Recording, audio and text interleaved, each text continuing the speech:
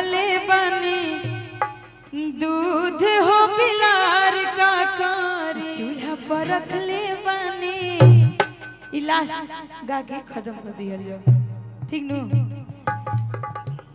काहे कि फोन आ गई सीएम ऑफिस से कि अब बंद कर दिया जाए। वैसे हमर गला लागत है 12 बजे के बाद कलाकार के गला भारी होके चल जा कि चूल्हा पर रखले बानी दूध हो बिलार का कारी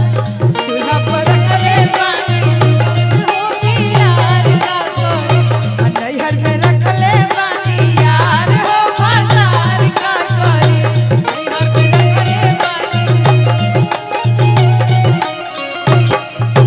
खूब किसी आई है तब भीरी ना आई है किसी आई है तब भीरी ना आई है खूब किसी आई है तब भीरी ना आई है अभीरी आई हमर यार हो बाजार का कारी चूल्हा पर रखले भाई अरे जय दिवाकर भैया ई हम रील्स पर गईले रही भाभी तो पता बा 8 मिलियन व्यूज गई रहे गाना पर और इतना बढ़िया बढ़िया कमेंट्स भी आई रहे और एगो मम्मी सोहरो बतैले रही रउआ सब सुनम जाता हंसब जा जब 8 महीना बीतता सास पतो के त सास के भी जाके कहत धरी कि बथेला कपार देहिया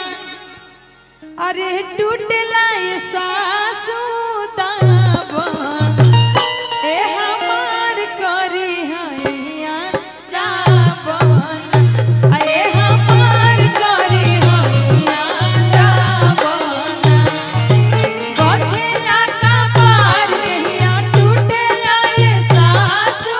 दावन बथेला कपार देहिया टूटला सासू दावन ए हमार करी हैया जावन ए हमार करी हैया जावन। दिवाकर भैया थोड़ा सा धीरे रहो तब देखी सास के कहना जाह दिनवाए बहुआ बेटा लेके सुतालू के बढ़िया बात कइलू ताही दिनवा जाह दिनवाए बहुआ बेटा लेके सुतालू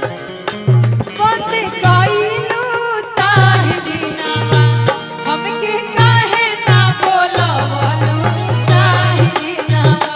हमके काहे ना बोलवलू ताही दिनवा। ओही में भैया ओह दिनवाए सासू हंसत रतिया गइले कि हंसत रतिया गइले ना जननी ओह दिनवाए सासू हंसत रतिया गइले